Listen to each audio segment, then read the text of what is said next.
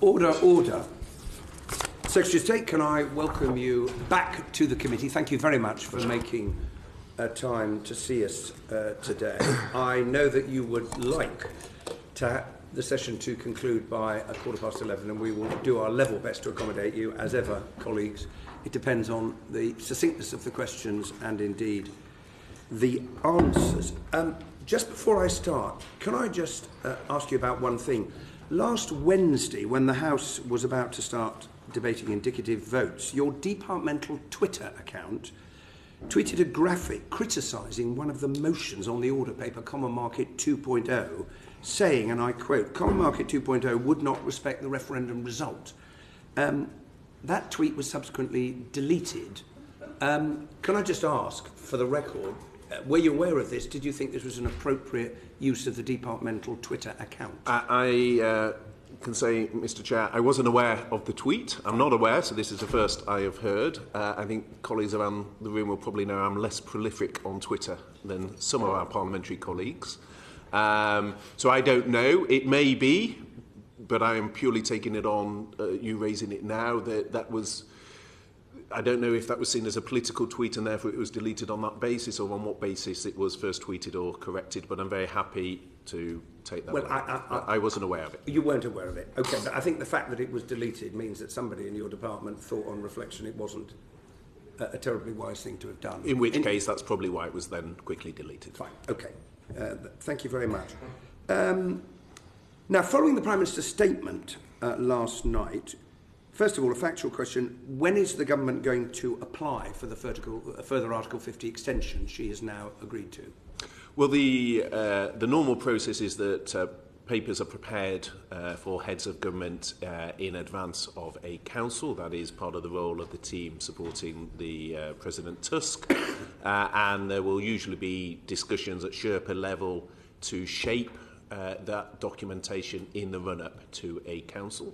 The intention behind what the Prime Minister set out last night is to meet with the Leader of the Opposition today to establish whether there is scope for common ground, and if so, how quickly that can be established. And it will largely be shaped by those discussions in the coming days as to when any requests. The actual formal pitch would come from the Prime Minister at the Council on the 10th, but normally in practice there are papers shared in advance to try and shape that discussion. But is it the government's intention to seek a specific end date to this further extension or not?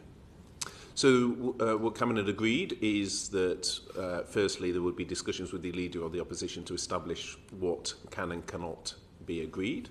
Subject to that, then there's a question as to whether we have binding indicative votes. So to what extent can we, as a House, reach agreement? Colleagues around the table will know that all the options to date put to the House have failed to secure support. So that is what we need to establish.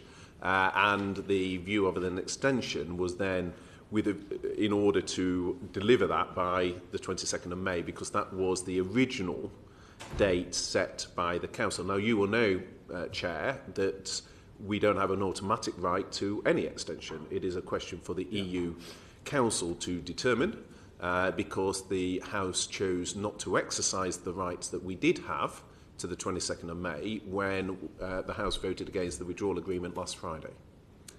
Now, if the extension was applied for or was granted to the 22nd of May, and if we don't take part in European Parliament elections, then is it your understanding that would preclude any further extension being granted by the EU for that reason? Well, I think there's two issues, Chair. I think firstly, any extension, I suspect to the 22nd of May or, if sought, beyond, the EU have been very clear, and I think there's a consistent message from EU leaders on this, that there needs to be a clear purpose.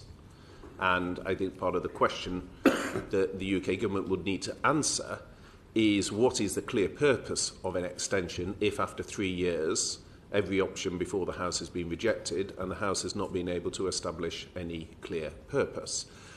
Therefore, the extension of the 22nd would be in the context, firstly, of the House having, of the government and the Leader of the Opposition having come to an accommodation, because on that basis, I think there could be confidence that the legislation could be passed and ratified in the time to the 22nd of May, because again, that would be one of the questions I suspect the EU Council would have around the extension. Not just is there agreement on a way forward, but can the House then deliver legislation by the 22nd? If you were to seek, and it's not the government's position, to seek an extension beyond that, the Prime Minister, you will recall, is on record as saying she wouldn't seek an extension beyond the end of June, and we can get into the distinction again between the 22nd of May and when the parliamentary elections are and when the MPs take their seats, and the issue for the difference in timing there.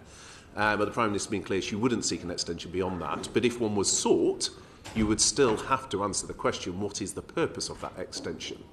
Because the House hasn't come to any resolution. That is extremely clear, but the question was about the European Parliament elections, because, so let me put it another way, is the government currently intending to start planning the process to hold European parliamentary elections? So as a contingency plan, the Chancellor of the Duchy of Lancaster has written to the Electoral Commission to say that given that some have already started some contingency planning, that any costs associated with that would be reimbursed as a contingency, but it is not our intention to hold the European parliamentary elections. Returning officers will start the process, they will call for nominations, they will prepare, and presumably that could be stopped up to, just before polling day? What's the mechanism for stopping them? So the reason for that contingency, if one takes it, and again, it's not the intention to hold a general election, but if, for example, there was a scenario where a general election, for whatever reason, was triggered, then I suspect, and it would be for the Cabinet Secretary to determine, but the Cabinet Secretary might say that in that instance, in order not to fetter a future government, the European parliamentary elections would need to be held. So that is why the contingency has been put in place, to ensure that returning officers are able to prepare, but that is reliant on the fact that you would go ahead with a longer extension, and that is not government policy. But that, I think, answers my question, because in effect the government acknowledges that if it hasn't held the European Parliament elections, the possibility of getting an extension beyond the 22nd of May, for example, to the 30th of June, absolutely, would not in all likelihood be possible, because the EU would say, hey, you didn't take part in the European Parliament elections, and therefore we can't give you any more time. Yes, well, so fine. I can be very clear on helpful. that. If you do not hold the European parliamentary elections, then my understanding, I think the government's understanding, is that you would not, if you don't hold the European parliamentary elections, you would not be able to take a long extension to the end of the year. And the reason for that is it is a matter of treaty that citizens, and it's not just, this is often portrayed purely in a UK context, but it's not just the right to representation of people in the UK in terms of the European parliamentary elections. The question would also arise for UK citizens in European countries as to whether they voted in the European elections in those countries, whether that's Spain, France, Italy, wherever. And so under treaty, the elections, if you were still a member, would have to take place under treaty law.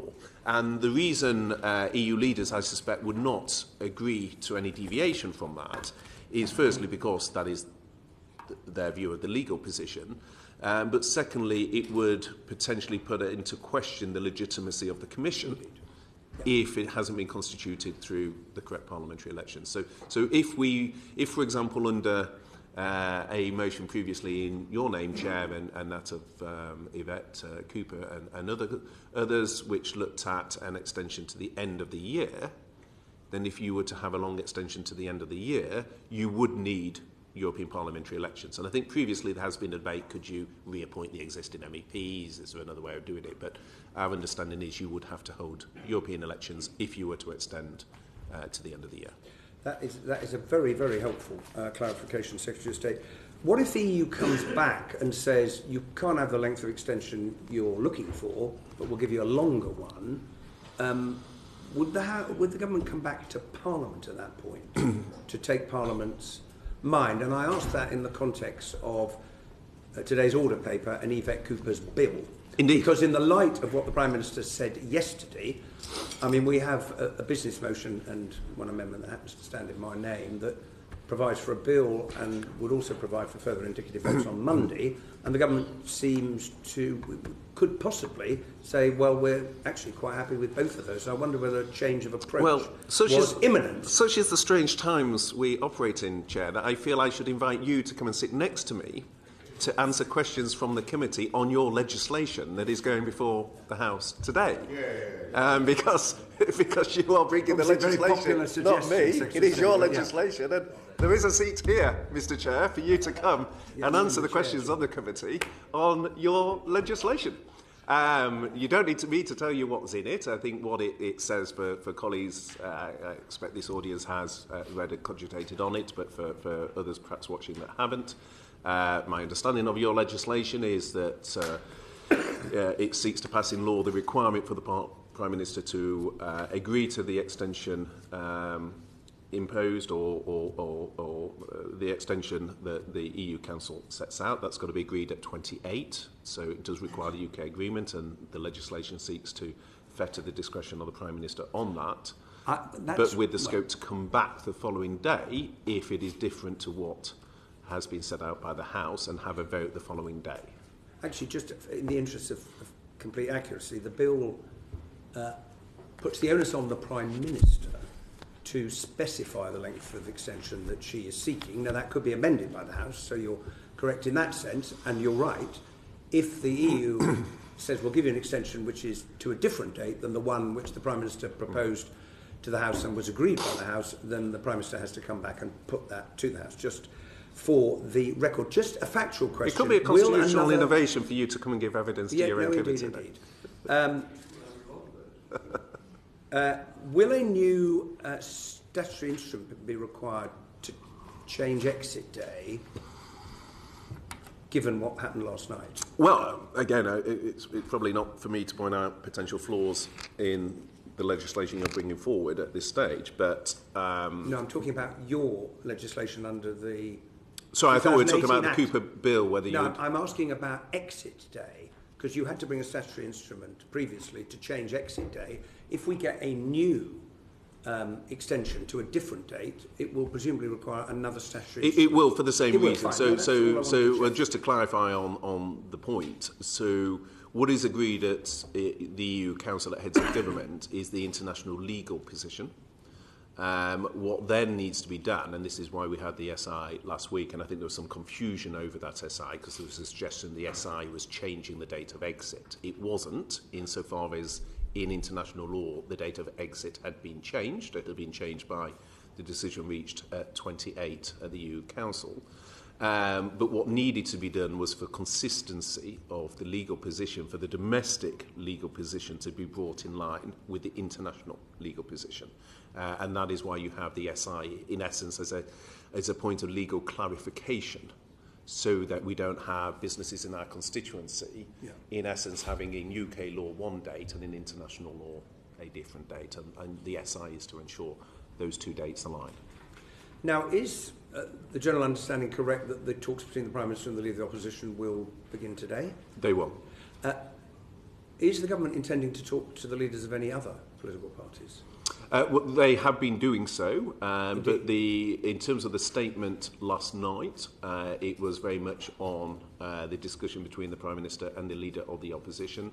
I think that is because, first and foremost, both manifestos have a clear undertaking to implement the referendum result, and also because time is very much of the essence, and if we are going to pass the legislation to ratify our departure, then in blunt numbers terms, then an agreement between the two main parties is the best mechanism for doing so. When does the government make a decision under this new timetable about whether to hold its own indicative votes? Well, it will be shaped by the discussion today, and obviously one can't preempt that discussion, so I don't think there is a formal rigid timetable around that. There will obviously be discussions today, and it depends whether further discussions are needed or where those discussions conclude. And are you anticipating that the terms of those different indicative propositions would be drafted by the government? Would it come out of the meeting that's taking place today? Who would draft them? So I think, firstly, we need to take things one step at a time. So let's have the discussions today. There is a clear commitment in both manifestos to deliver on the referendum. I think there are areas of common ground that is not often reflected in some of the public debate. So, for example, I think there are many, if I may say, on the Labour benches that don't particularly have an objection to the withdrawal agreement, but who voted against the withdrawal agreement last Friday because they were concerned around the scope within the political declaration and whether it was sufficiently tied. So I don't think, colleagues will correct me, but I don't think particularly many who opposed the withdrawal agreement last Friday would necessarily would have an objection to that. And I think people recognise that whatever deal is agreed comes with the withdrawal agreement. The EU have been very clear that that is not open for renegotiation. So I think in terms of the discussions today, notwithstanding the vote against the withdrawal agreement, it may be, and there is common ground on the withdrawal agreement. It sounds a slightly illogical point, given the votes, but actually, if you look at what's in the withdrawal agreement, I don't think there is a material objection.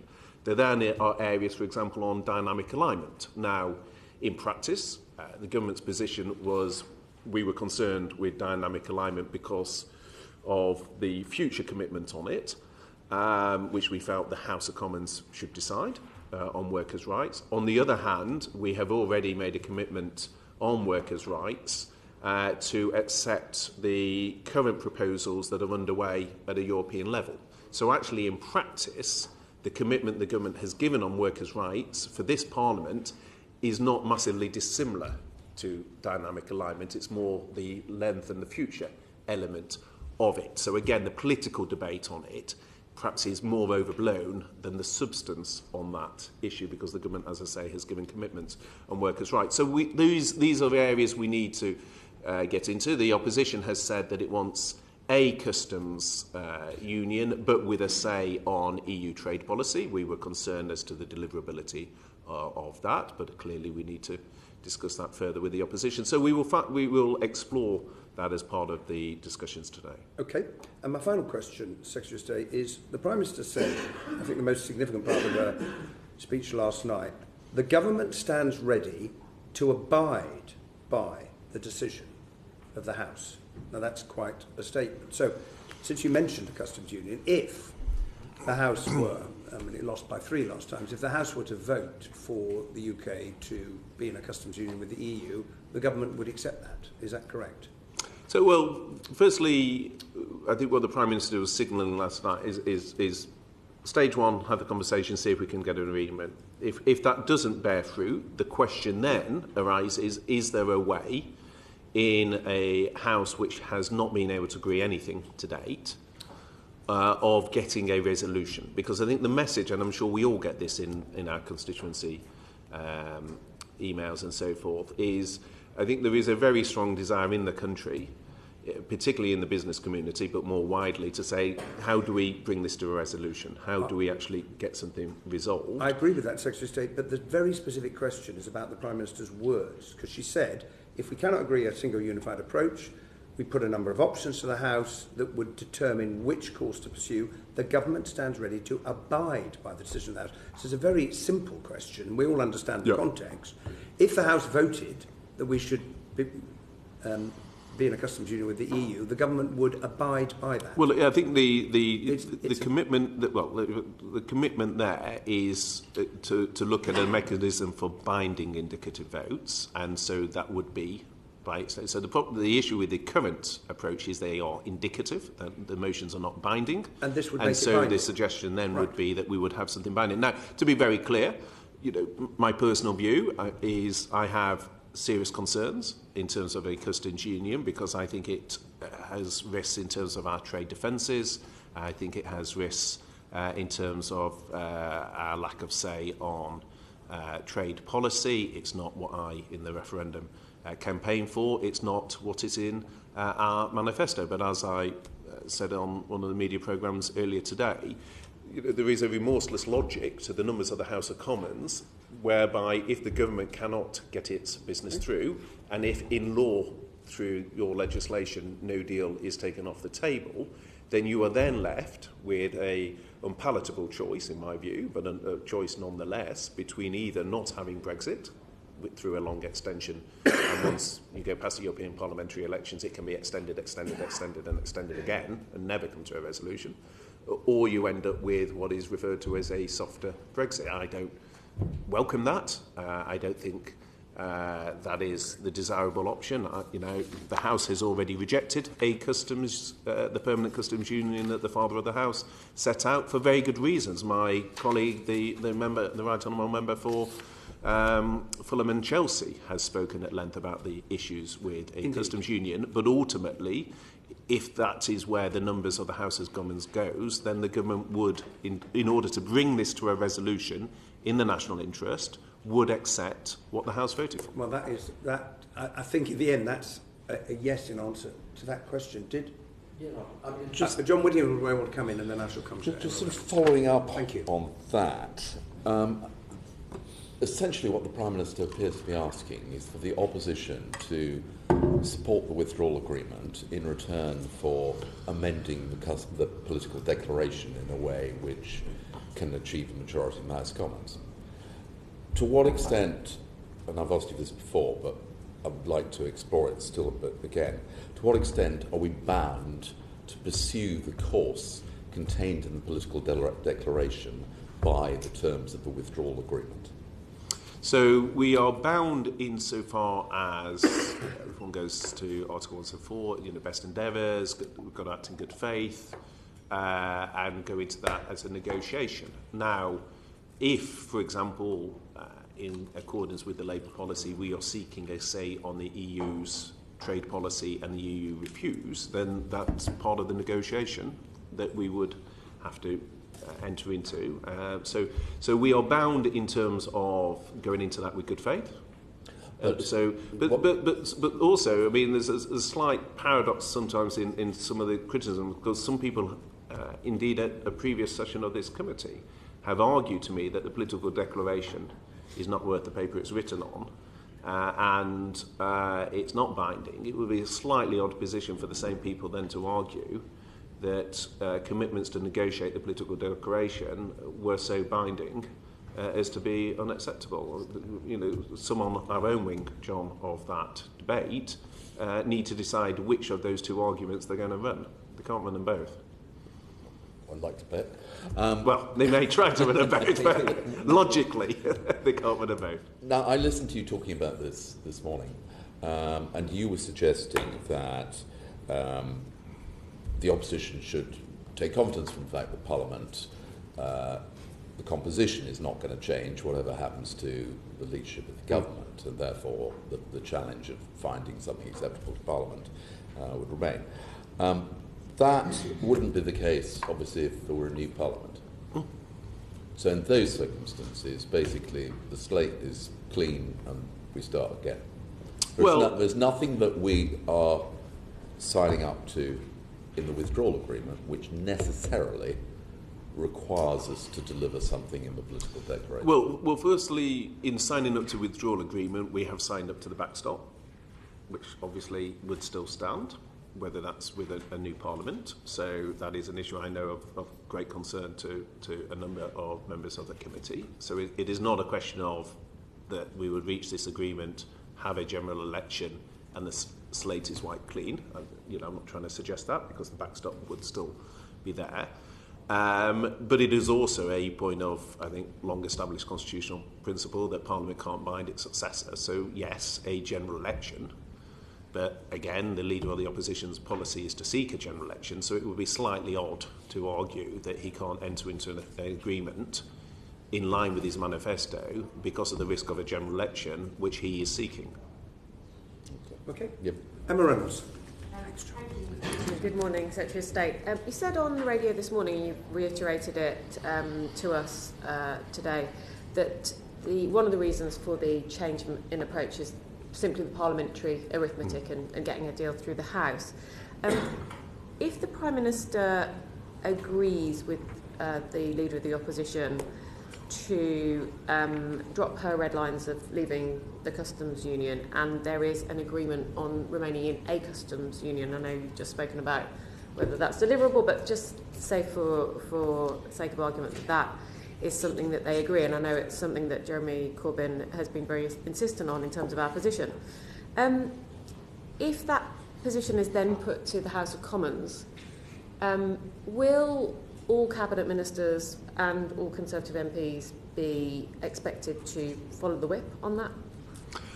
Well, as you will well know, that questions of whipping are always for the respective chief whips of both parties. So that will be, what the whipping is. Okay, let me put it another way. If the rationale for the change of approach is to get a deal through Parliament, are you confident that in the situation in which the Prime Minister and Jeremy Corbyn agree a customs union style Brexit, will that get through the House of Commons with Conservative support? Well, I think if one looks at just the numbers of members of Parliament between the two main parties, if a agreement is reached between the two respective leaders, then it is my expectation that there would then be a stable majority to deliver on that. How the government then, and how also Nick Brown on the Labour side deliver that, whether they do that through a three-line whip, whether that's for the payroll, how that those are questions of whipping for business managers to resolve. I think what is clear is if the Leader of the Opposition and the Prime Minister are able to come to an agreement, then my view is there would be a majority in the House to deliver that. And given your reservations that you've explained to us this morning, but also on the floor of the House about a or the customs union, how would you feel about, would you support such an agreement? Well, you made reference to my interview this morning. What I said is we're going to sit down without preconditions, but it's not a blank cheque, and it will depend where those decisions land. But what I have already alluded to is that this will be a question not as to whether something is desirable or not. I've already set out my views in terms of customs union. The question will be, what is the least worst option? Because I think what is very clear is we are at a key point in our history. We do need to come together in the national interest. That is the generous offer and bold offer that the Prime Minister has set out. There will need to be compromise, and there will need to be compromise on all sides, and that will apply to me just as it will apply to many others. So that is not about saying that I will accept X or Y. We'll have to look at different things, and different members will come to their view, and it will depend on the suite or the package if agreed, and it's a question as to whether it will be agreed. But we will need to compromise, and that will include accepting things that I may dislike, but the alternative to that is potentially no Brexit at all, and I do feel that would be extremely damaging from a democracy point of view. I also think a point that's often missed, it would also be very damaging internationally, to our reputation internationally, if we didn't deliver Brexit, and sometimes that point gets overlooked. If there is a fairly rapid agreement between the Prime Minister and the Leader of the Opposition, we don't know yet, but for the sake of argument, even if that took place and whatever deal was agreed was put through the House relatively quickly, it still remains a big question as to whether the government, even with cross-party support, can get through the legislation that it needs to. Not only, but obviously the big part of that being the withdrawal agreement and implementation bill, which obviously has to go to the Lords as well. Yep. How confident is the government that even if you were to get, in the best case scenario, relatively quick agreement with the Leader of the Opposition, can you get all the legislation that you need to get through by the 22nd of May? And surely the EU would be quite nervous about that, because even if you have this political agreement, it's still quite a tall order. Well, even if we don't have any recess at all. So part of reaching an agreement would be to reach an agreement that includes the business motion. through the usual channels in terms of how that would then be dealt with. I mean, the House, I think it's a long-established point that the House can move quickly when it is minded to, but it can't move quickly if there isn't a sufficiently stable majority to do so. So if the two main parties came together, then the House would be able to move quickly. You would agree that through the usual channels and have a business motion as part of the package to deliver that. So you're absolutely right, Emma, that the withdrawal agreement bill is a significant piece of legislation. But if both sides, in line with our manifestos, have agreed to deliver it, then I am confident that the House of Commons will be able to move quickly to do so. There's one last question. Yep. Michel Barnier said yesterday that the options now available to the UK were no deal or a long extension, and by long extension he meant beyond the European parliamentary elections, so we'd have to hold elections. What is your response to that? Well, I think what the... well, firstly, you see a range of statements from different people at different times. I think what is clear is that any extension would be subject to agreement with the EU Council. The fact that they spent 5 hours debating it last time probably indicates that there were a range of views around the table. I think at its crux, when people such as Michel talk about a longer extension, it is more in the context of, is there a stable majority to get the withdrawal agreement bill through? And that's why, if there is an accommodation with the Leader of the Opposition, that would be a very compelling case to present to the Council, that actually it is a credible plan. I think there are many leading voices in Europe who don't particularly want the UK to take part in the European parliamentary elections. Obviously, it would change the numbers of MPs, will have an impact on top jobs in the European Commission, MEPs, top jobs, and various, so issue there. I think, to be frank, there's a degree of Brexit fatigue within EU institutions, and we see that again in terms of some of the comments. So I think they want to get this resolved, and I think if they see an agreement which enables us to get this resolved by the 22nd of May, without it then impacting on the European parliamentary elections, I think there are many in Europe that would welcome that. But isn't there also a nervousness that we keep going back and asking again and again, and that the likelihood is, because of the uncertainty in our own parliament and what we've seen so far in terms of difficulty in reaching a consensus in our own parliament, that if we simply extend till the 22nd of May, we get to the 22nd of May or thereabouts and we ask for another extension? Isn't there nervousness from some EU leaders? I accept that there are differences of opinion, but isn't there a nervousness that we will keep doing that, and actually it would be more logical and a cleaner form of agreement to extend to the end of the year, and if we have to have a European parliamentary elections, so be it, but then at least there's more time for Parliament to get through the legislation that it requires, and for the EU to agree that. Yeah. Well, I agree with part of that, but not the other part. So part which is that there would be nervousness of extending beyond the 22nd because of the impact on the European parliamentary elections. But in terms of an extension to the end of the year, I think I think, as I say, there'll be many in Europe that wouldn't welcome that, partly because they feel that this is taking a significant wouldn't welcome it, partly because I think they feel that it's taking a significant amount of time for them, and to be frank, they've got other things they want to talk about. They don't just want to talk about Brexit in the EU institutions. There's other things that they want to be grappling with. Secondly, it's unclear what the purpose of that longer extension is for.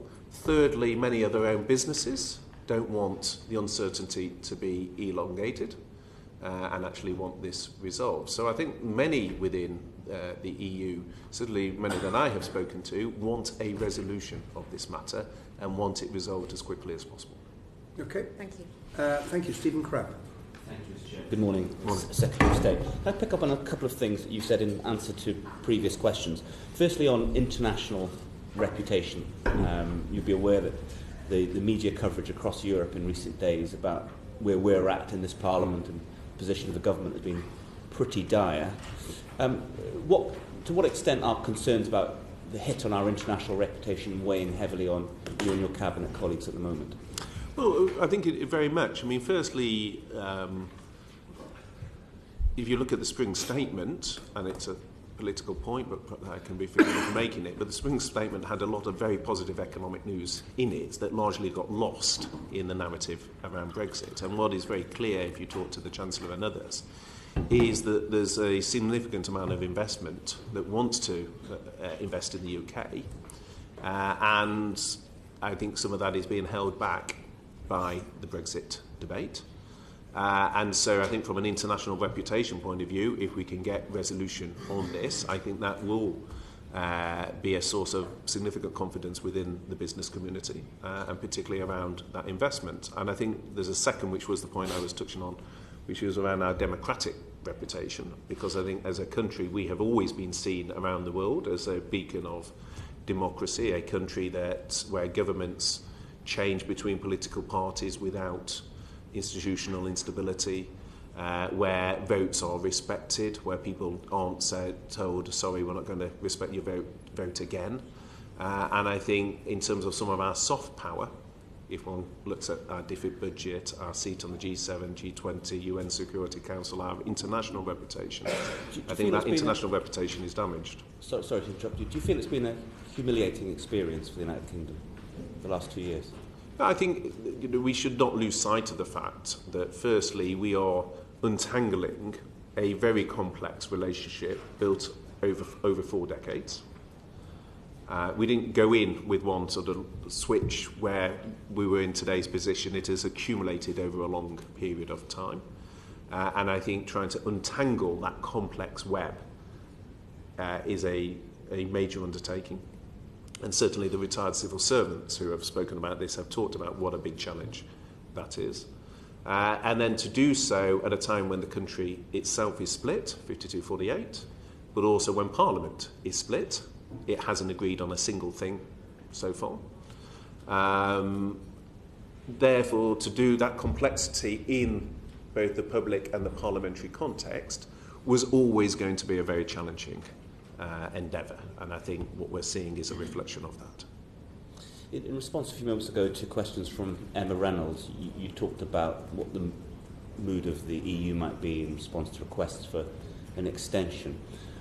What do you think the chances are that they would turn around and, rather than entertain the possibility of further extensions, say that we're not going to put up with the soap opera anymore, and basically say to us, you will be leaving without a deal?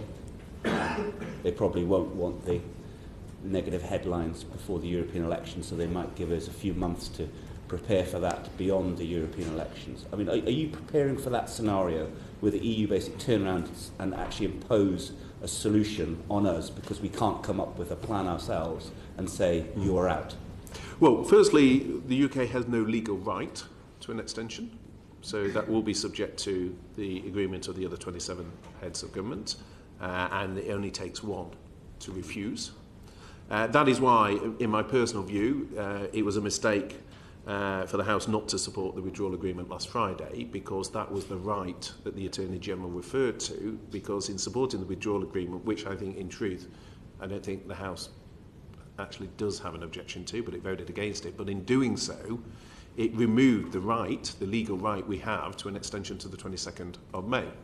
So now Parliament, whatever our debate decides, Parliament does not decide whether we have an extension beyond the 12th, because any EU leader could choose to say no, we're not going to give an extension. And so that is why, as you referred to, we are maintaining our no-deal preparation, because obviously that decision will come on the 10th of April, and if it were to happen, then obviously we would leave on the 12th. Now, there are risks to the EU from no deal if you look at Ireland in particular, but it's not just Ireland, but 41% of Irish exports come through the short straits. There'll be significant, so it's not just the border issues in Ireland, there's significant issues in terms of no deal consequences for them. That's why their stance around the backstop in terms of the unilateral exit and the discussions the Attorney General had was so disappointing. The Secretary of State, but there will be implications for them as well. Do you get the sense, Secretary of State, that the patience and the goodwill is pretty much dry now on the EU side, and that they are getting to a point. Are you feeling that pressure or any change in attitude from them on this issue? Well, I think I referred to, I think much of this is in the public domain. I think many EU leaders have expressed their frustration at the lack of a resolution in Parliament. You have seen EU leaders with the front page of The Guardian with its headline, no, no, no, with the indicative votes. So I think these are issues in the public domain, that there is frustration in Europe at the lack of a resolution in the House of Commons. I think, as I alluded to in my answers with Emma, I think there's a desire in Europe to be discussing other issues as well. They have their own domestic political priorities, so it's not all about Brexit. But at the same time, I think there is a recognition that no deal does bring costs to the EU, significant costs. I think our political debate underestimates some of the implications of no deal within the EU, which are significant. And so I think there is a desire to avoid no deal, but it does require the House to come to a resolution. Can I just ask one final question, Mr. Chairman? And thank you for your answers so far. In response again to another earlier question, you talked about this being an extraordinary period, that red lines perhaps shifting, being in a very fluid situation. For you personally, where are your red lines at? You talked about the reservations you have over a customs union, but that's just one red line here. There are others, aren't there? There is second referendum, there's freedom of movement. What for you personally would make you stop and say, sorry, this is not a Brexit that I can go along with? Well, I think, as I said on the radio today, we're not having preconditions, but it's not a blank cheque, and we'll need to see, the devil on these things is always in the detail, and we need to see the detail of that. But I think the key issue, and this was my frustration in terms of the debate around the backstop, because people can look at things in isolation and say whether they like it or don't like it, or what are the flaws in a particular proposal. But it isn't about the thing in isolation, it's about the balance of risk. So it's the balance of risk between the backstop and the Prime Minister's deal compared to a softer Brexit, and I felt on the balance of risk that that people had overstated the risk of the backstop. I mean, we've debated it before, but actually it breaks the four freedoms. There's lots of reasons why, fishing, etc., that from an EU point of view, there's safeguards around it, etc. Now, people looked at it in isolation. They didn't look at it, in my view, in terms of the balance between that and the alternatives. I think with the discussion around a softer Brexit, what I think all members of Parliament, because we all have one vote on these things, will need to bear in mind is what is the balance of risk between that and the other options that are before us. And so it's not a question of whether I look at something in advance and say, well, I will tick this thing and put a cross next to that option. The question will be, what is the package and how does that on a balance of risk compare to the alternatives? Okay, now here Hobhouse wanted to come in on this very point. Quick question. Therefore, for allowing that. In the possibility, possibly currently unlikely possibility, but if in the possibility that a confirmatory referendum was attached to a deal that was negotiated, would you yourself then vote against your own deal because it was part of a composite vote? So if there was an option to combine a deal that has been negotiated between the Prime Minister and the Leader of the Opposition, but the option was to combine that with a confirmatory vote to the public, i.e. a people's vote. In that case, would you vote against that agreed deal? Well, firstly, it's just worth stating an obvious point that we all have one equal vote on this, so it's not that ministers have a sort of a larger vote in any shape or form. I've said there's no preconditions to talk, so that is our starting point. Now, on a hierarchy of risk, for me personally, I think the idea of a second referendum, again, I have frequently said, prolongs uncertainty and risks taking us back to the very starting point, because it's unclear. If we then vote Remain, we're back to where we started. So, but we will need to look at this in terms of the hierarchy of options. I have my personal view on that, but it's right that we have the discussions and we will see where they go. But you wouldn't vote against that deal then itself if it was combined with a people's vote, because we've been talking about composite options now. to actually combine a deal with a people's vote and then vote on that package, you would not vote against that package? Well, it's not, as I understand it, the Labour Party manifesto position to have a second referendum. I think that was a conference resolution. I don't think that was the manifesto position. I'm asking you... well, I don't think it's a revelation to the committee that I don't think we should have a second referendum because it takes us back to square one, is my personal view, but... the Prime Minister will have the discussions and we will see where they lead. Okay, Jonathan Djanogly. Is the United Kingdom government prepared for a no-deal Brexit on the 12th of April?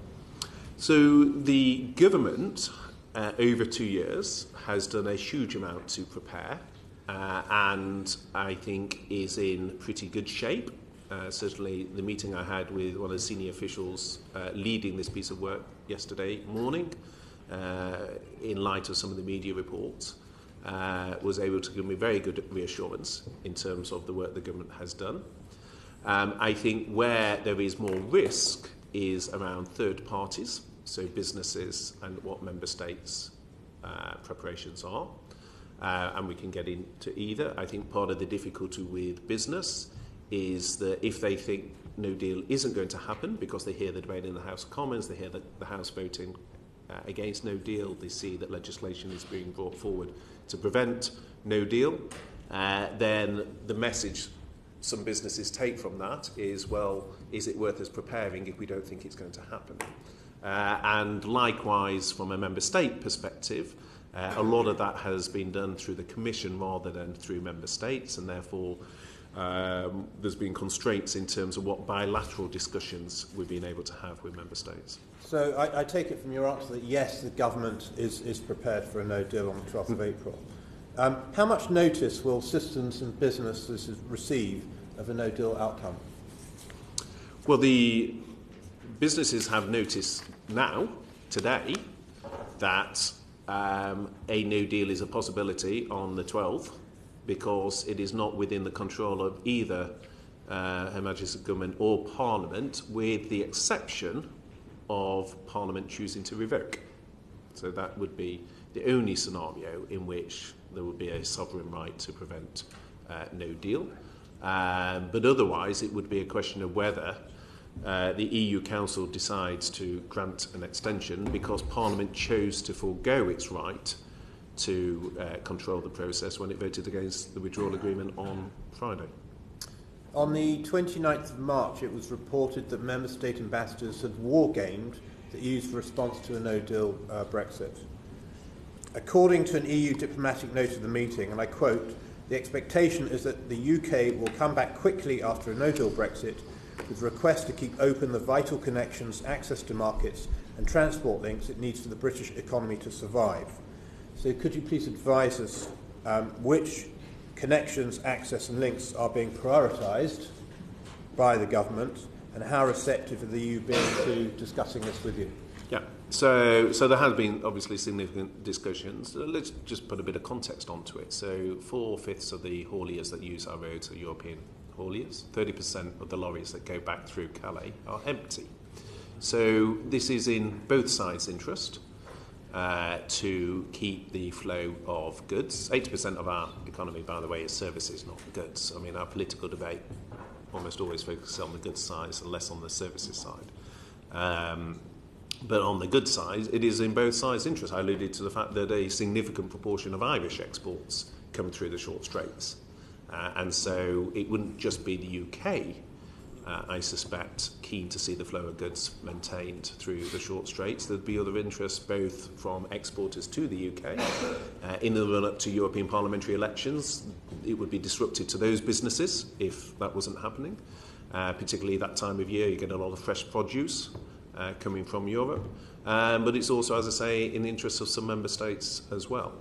So there would be an interest, but we have worked very hard and Chris Heaton-Harris in particular has done a huge amount of work in terms of our preparation for no deal. Alongside that, it's not just the lorries through the short straits, you've also got the ferry contracts, which has been much debated in the House, around priority goods, particularly medicines, and also you've got what can be brought in through containers as opposed to on the back of a lorry. So you get a spectrum of ways that we'd seek to mitigate any impact.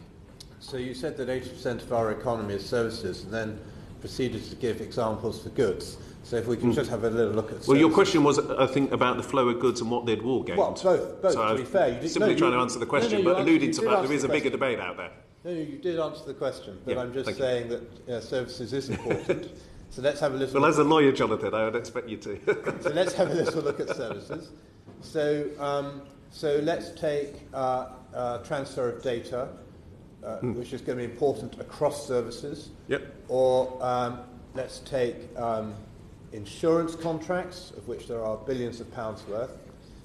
Where are we on those two after hard Brexit? Yeah, the reason I reference the services is so much of the political debate tends to be on goods. And I personally think things like data are under-focused on to a certain extent, particularly given the nature of our economy, and you'll be well aware that WTO doesn't cover the data adequacy issues, and that's why I was trying to point attention to that. So the question there, the material question is, to what extent would temporary arrangements be agreed? Would there be data adequacy? And the Commission has not given an undertaking to grant data adequacy.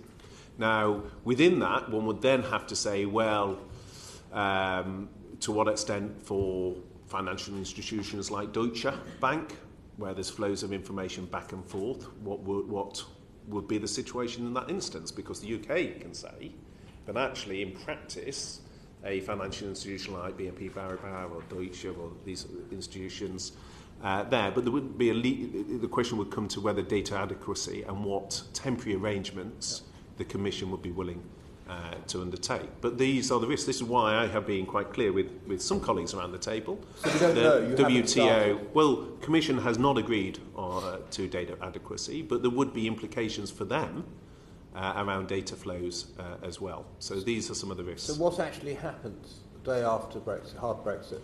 So as part of contingency planning, for example, where we can, there are things institutions can do around putting in standard contractual terms around this. There's questions as to whether short-term provisions would be given on data. There is guidance on the gov.uk around it, but these are some of the risks in a no deal as to what the legal position would be on the transfer of data. Do you have meetings planned? I know the EU are not prepared to talk about it until, because they've said they won't. Yeah. But do you have meetings booked to discuss this with them? Because, I mean, if banks can't transfer their data, if, I don't know, television companies can't transfer data, if video producers can't transfer data, this country, 80% of this country's economy is going to grind to a halt very quickly. So, I mean, what are we going to do? Well, what I'm saying is data flows both ways. Well, okay, so we know we can get stuff into the UK because you're saying we will be able to, and I think that's a good move. But what about getting stuff outside of the UK? Well, as I just alluded to, there are provisions businesses can do to prepare, such as on a contractual basis.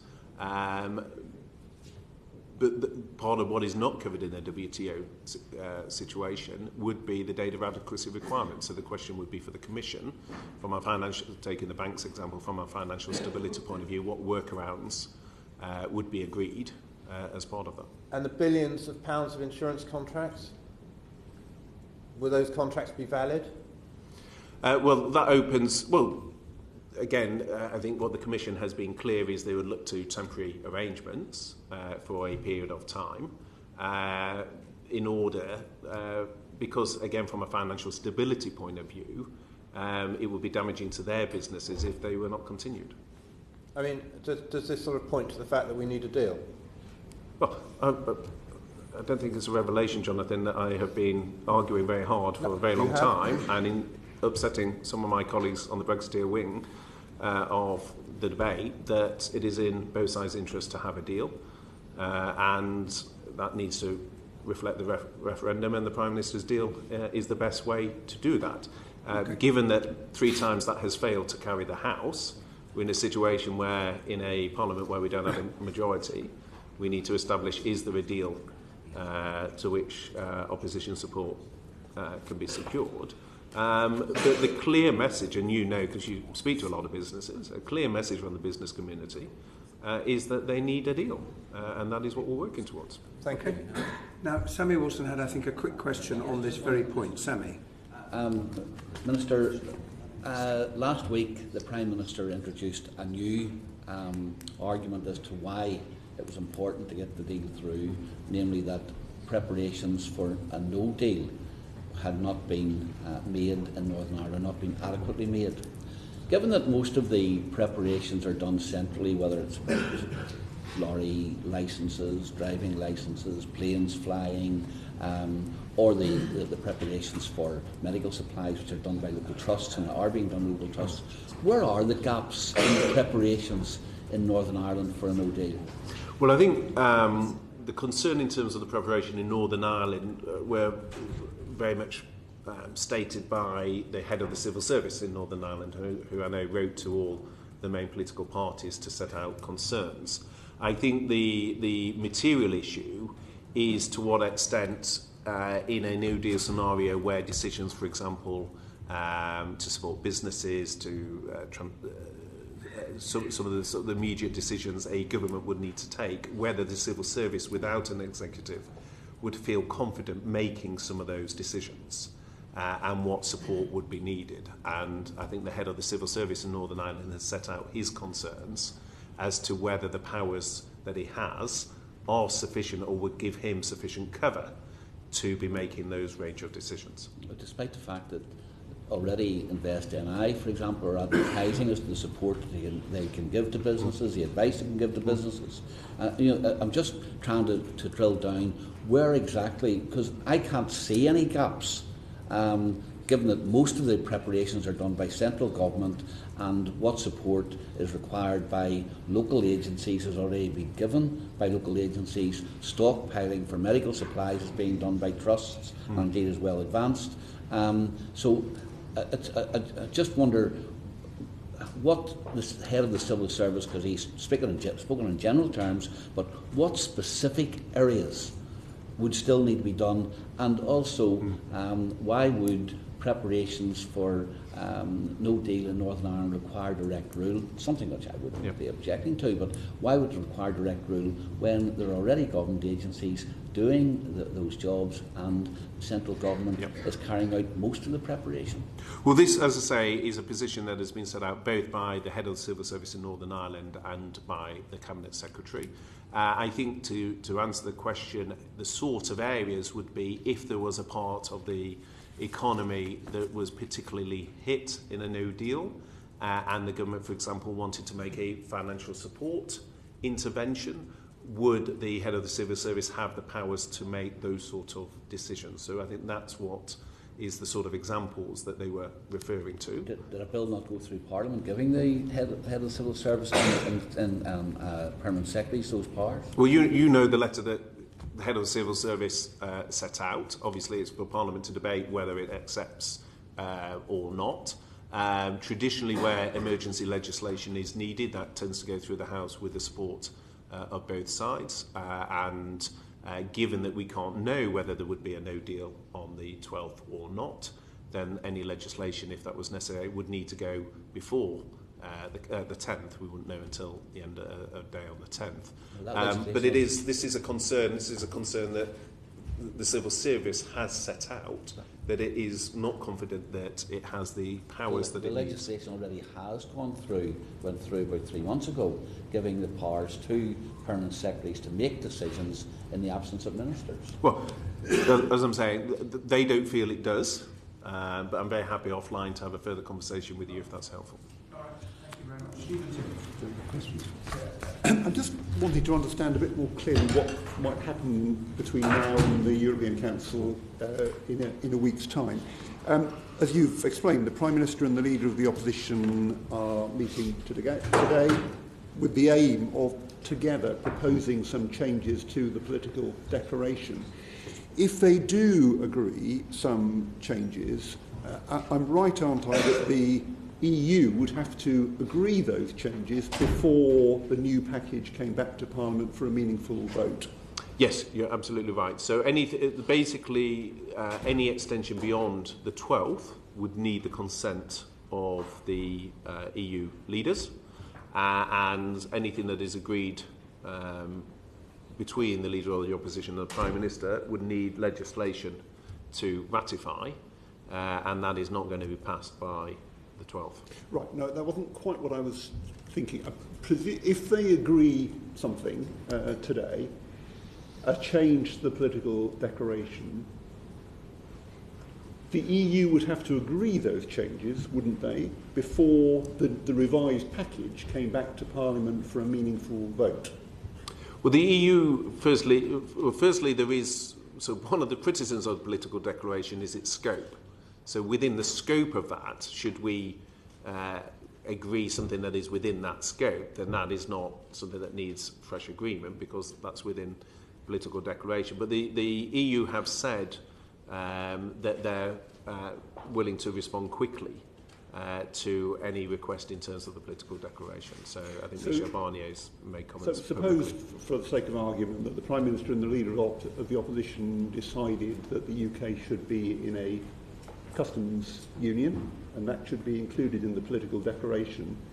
You think the EU could respond very quickly to say that's fine? Well, firstly, they have publicly said, but one would have to see. But there's also nothing to say that the two leaders can't agree what our negotiating objectives are, because what our negotiating objectives are is a UK decision. So we can say that we will negotiate on the following basis and agree to enter negotiations on that basis. So that wouldn't require a change to the political declaration at all? No. No. What I'm trying to work out, we know that by the end of the next week we have to decide for sure whether we're going to go ahead with the European parliamentary elections. On what day between now and the end of next week, in practice, does that decision have to get taken?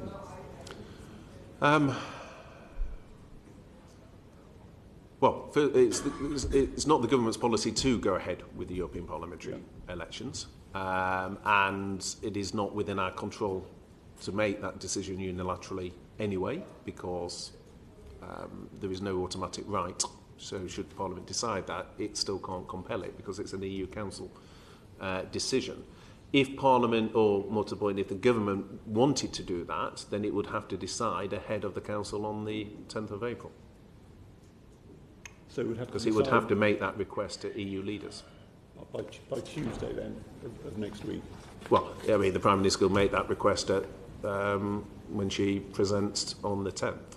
But the normal run of these things is that papers are prepared in advance to shape those discussions. Okay. Just, yes.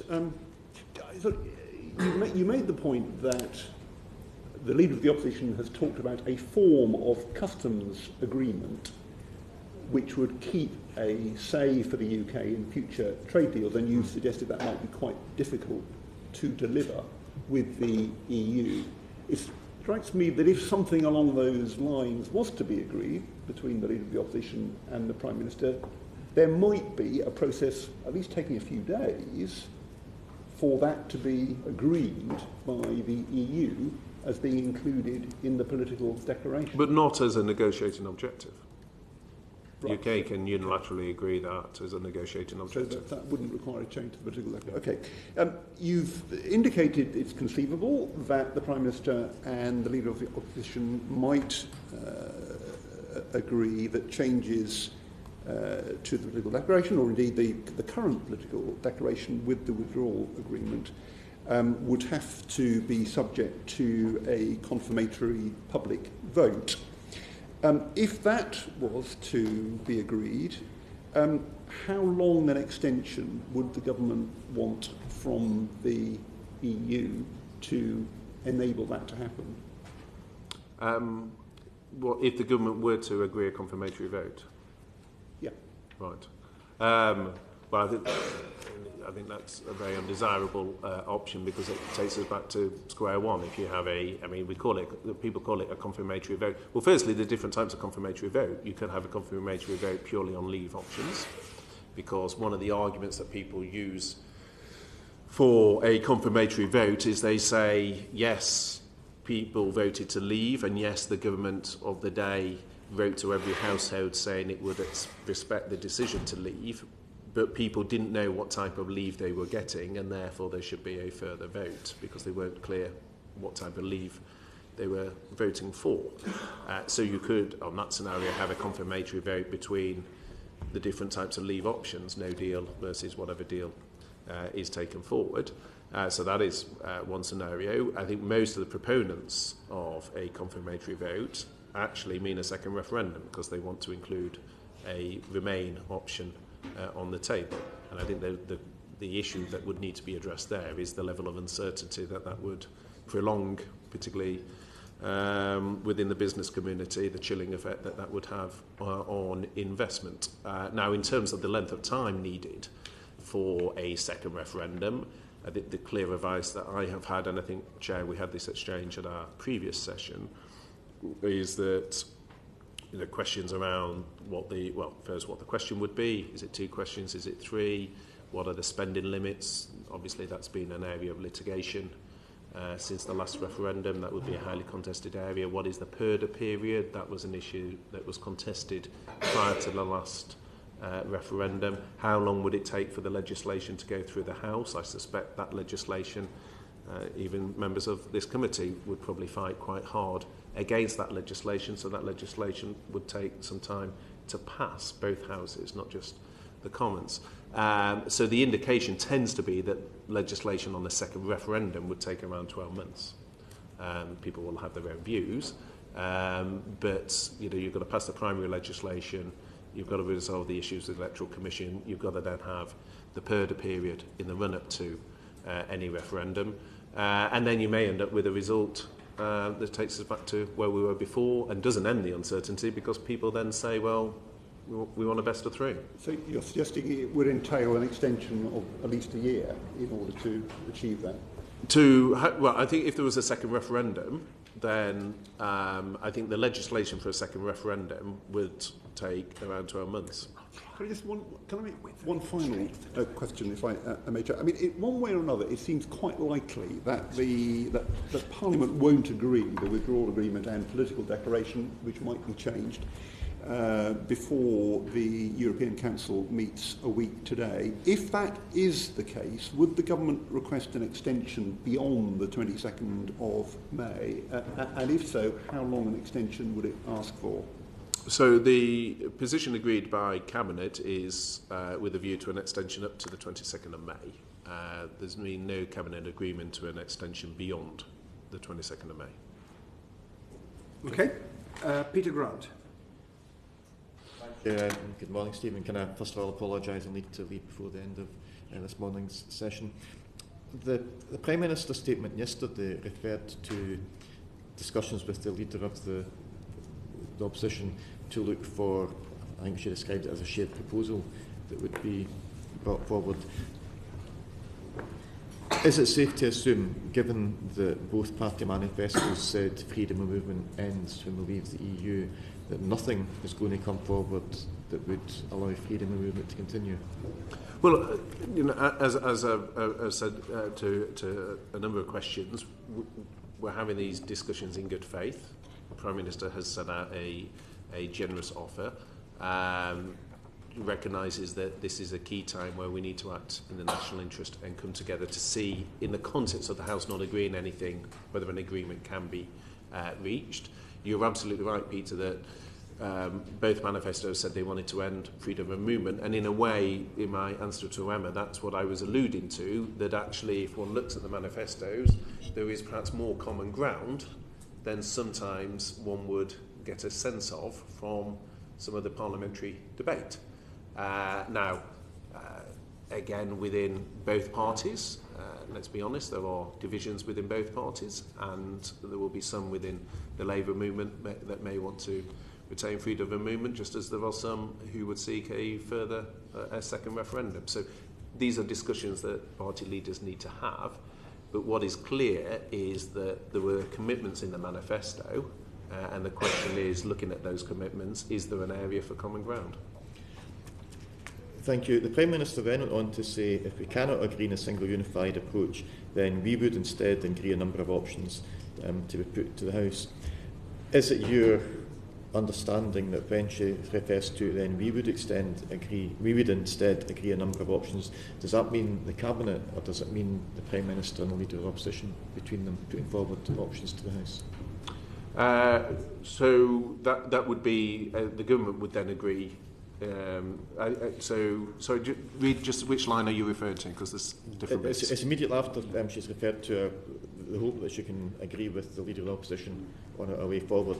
She then says, if we cannot agree on the single unified approach, then we would instead agree a number of options for the future relationship that we could put to the House in a series of votes to determine which course to pursue. What I'm looking for is that the government? No. You're right first time. So the intention then would be, if we can't agree, is the scope for us to agree on some binding votes on a range of options to try and bring this to a resolution. So we would seek to agree that. So the House of Commons would then be asked to agree on options that had been put forward jointly by the Prime Minister and the Leader of the Opposition? Yes, that's my understanding. Without any input from other opposition parties? Well, there have been discussions, I know, with your leader. My understanding of the SNP's position is that it wishes to revoke. But clearly, this is a phased approach, and I think the first issue is to discuss with the Leader of the Opposition. Finally, from the Prime Minister's statement, she then goes on to say, crucially, the Government stands ready to abide by the decision of the House, but to make this process work, the Opposition would need to agree to this too. Is she still referring to the official main opposition party, or is she saying that, having been excluded from the process of deciding what we get to vote on, all other parties have got to agree to the result as well? When she says the opposition have to agree to it, is she saying that is that only applying to the official opposition party? Well, I think there would be a desire to agree it as widely as possible. And I think the objective here is to say, but I don't think to be bound by that, because I think if you have a situation where one party has a veto, then we may never get to a situation of resolving anything. I think the intent that the Prime Minister is signalling here is that we are at a key point in time. This has gone on now for a significant period. The House has opposed everything, and to be frank, collectively, we need to find a way of coming to a decision. Now, the obvious starting point for that is to say, well, both main parties' manifestos made a series of commitments. Can an agreement be reached there? If the answer to that is no, then is there a way, through having binding votes, of the House finally coming to a resolution, given that there is a pressure of time ahead of the Council on the 10th? Given the very obvious pressure of time, would you accept that by seeking to rule out any possibility of the UK participating in European Parliament elections, that is creating additional pressure of time, and that it would be better as a way of keeping options open if we participated in the elections and then potentially either didn't take up the seats or withdrew from the European Parliament when we finally leave? So what's the thinking between deliberately and unnecessarily putting everybody under this intense pressure of time, when if the Prime Minister drops her opposition to even participating in a democratic process, we give ourselves a bit more time, possibly make it more possible for the Prime Minister and the Leader of the Opposition to come up with something that Parliament can agree to? Well, with respect, the pressure of time comes from the vote that the House of Commons took last Friday, because had it agreed the withdrawal agreement, then we would have had until the 22nd of May. And that was a right that the House of Commons chose not to exercise. Now, that's its democratic choice. But the reason we have a pressure of time to the 10th of April, or more materially to the 12th of April, but in essence to the 10th of April in the Council, is because the House chose not to exercise a right that it had under the previous EU Council conclusions. Some people would say that if a government is struggling to get a key policy through Parliament, assuming the government doesn't decide to just collapse and call a general election, some people would say the government has a responsibility to keep working at it till it can find something that Parliament can support, which is accepting the government is accountable to Parliament. Others would say it's Parliament's duty to agree to whatever the government comes forward, which effectively makes Parliament the servant of the government. what you're saying and the Prime Minister's reaction to the vote last week seems to suggest that the government view is it's up to Parliament to agree with the government rather than it's up to the government to cooperate with Parliament. Where would you put yourself in that? Are you actually saying that in a time of crisis? I wouldn't characterise it like that. But I think, I mean, it's not just, I think, the government is saying that we need to resolve this. I think many people in Parliament are saying that, and certainly many people in the country are saying that. I think many businesses are finding it. If you look at the various statements of many business leaders, if you look, at the statements of trade union leaders, I think there is a widespread desire to bring this to resolution, and I think that's not. I don't think to characterise that as purely government that is saying we need to bring this to a head. I think many people, as I say, in the business community, in the trade unions, the public at large, are saying it's now 3 years since we voted to leave.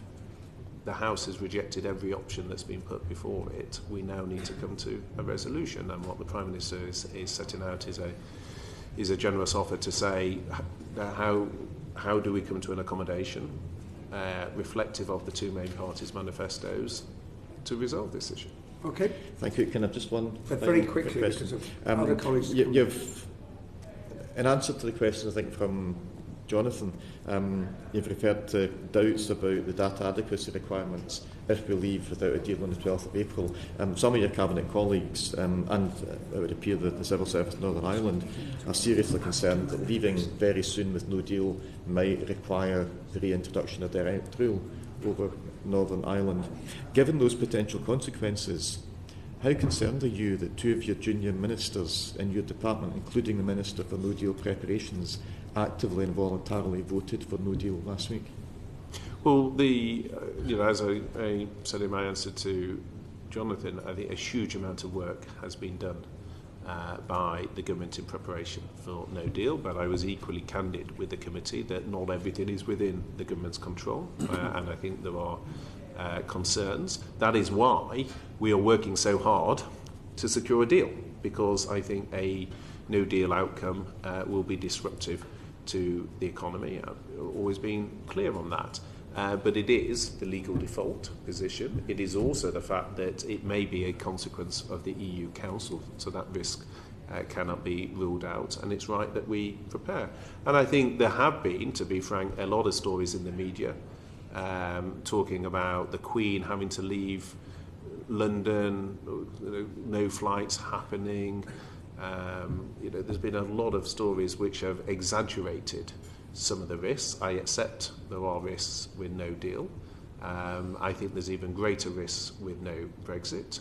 But I think the desirable outcome is to secure a deal. And we have an opportunity as a House to try and do that in the coming days. Okay. Now, we've still got a lot of colleagues to come in. Short questions, short answers would be really helpful. Seema, Malhotra. Thank you very much, Chair. So to say, can I just ask you a very brief question in following up from the discussion you had with Mr. Whittingdale? You said that we were bound in good faith on the political declaration. Obviously, there's been a debate about how binding it will be, bearing in mind it's not legally binding. Would your reflection be, if I could just ask you to come back on this, if there was to be an attempt to change that or to disregard what had been agreed and voted through this House by, for example, a future leader of your party, would you see that as being interpreted as in bad faith? Well, it would be with any legal question as to whether you have satisfied or failed to satisfy the test of good faith. I mean, that is a legal question, and it would be one that for the arbitrator, and there is a significant body of international law as to how that would be assessed. But in essence, it goes to the heart of paragraph 17 compared to paragraph 19 of the Attorney General's most recent legal advice. Because paragraph 17 said that there would be an issue in terms of either side acting in bad faith. And that would, what there wasn't with paragraph 19, the reason some colleagues had an issue with it, is if both sides acted in good faith, you couldn't terminate. But in relation to the political declaration, I just want to be quite specific on this point. In relation to the political declaration, which is not legally binding, but which is seen as part of a package, that if we had an agreement on a political declaration that, for example, went through this House, and then there was an attempt to roll back on that by a future Prime Minister in this House against what had been agreed by Parliament, would you see that as something that could be interpreted as being in bad faith? Well, if it went against... So firstly, the numbers of the House of Commons wouldn't change. So you can change the leader, but you're not going to change the numbers. And I think that's why sometimes the issue around whether there was a future change of Conservative leader and that leads to a different approach, I think is overstated. You can understand this is a question of confidence about what any discussions could be worth if the potential intention could be to roll back on anything that's agreed if it's going the political direction. Yeah, but then so I think there's two issues. First, there's just a practical issue, to be frank, which is the numbers of the House of Commons will dictate it. But to go to the meat of your question, which is irrespective of the numbers, if a future leader decided to disregard the political declaration and row back on it, well, in that instance, the interplay with the withdrawal agreement and the legal requirements and obligations within that would be enforceable to the EU. Okay, that's very helpful. Could I ask you also, just in relation to the possible extension of Article 50, I understand the government's position is not to extend beyond May the 22nd, but have you discussed a possible extension with business leaders, and if so, what have they raised with you? Well, I think the overriding message from business leaders is they want a deal, and linked to that, they want it done as quickly as possible. What would their concerns be? And if I could just, I know we're short of time, so I do understand. But in, say, for example, there's something specific that could affect them at the moment in relation to leaving anyway. What guidance are you giving to, or advice are you giving to businesses in preparing for trade in such difficult circumstances at the moment in relation to short-term and medium-term, particularly, for example, in relation to trade done under EU free trade agreements with other countries? Are you giving them some specific and clear guidance, and what are they raising with you otherwise? Yeah, well, I mean, you previously raised, and I know in the House as well, in terms of where they are on international agreements, and obviously we can get into that. I think sometimes, the issue on international agreements isn't the numbers, it's the percentage of trade related. So the Swiss is a fifth just in one contract, so 21 of the 40 is 0.8% of the trade. So I think sometimes people could be 80% of their exports and imports, so yeah, that is so sometimes the quantum of agreements is slightly different to the percentage of the share that attached to them. In terms of the messaging to business, I mean, again, a bit like the House of Commons, it varies massively depending on the businesses and what they do. A significant amount of effort has gone into the comms campaign. That has been ramped up significantly. I hope you've all heard the various radio adverts. I certainly hear them driving around the constituency. So to raise awareness of the issues and to direct people. Trade bodies themselves have done a huge amount of work around that. It very much depends on the business. So one of the key issues around the flow of goods is getting traders to register.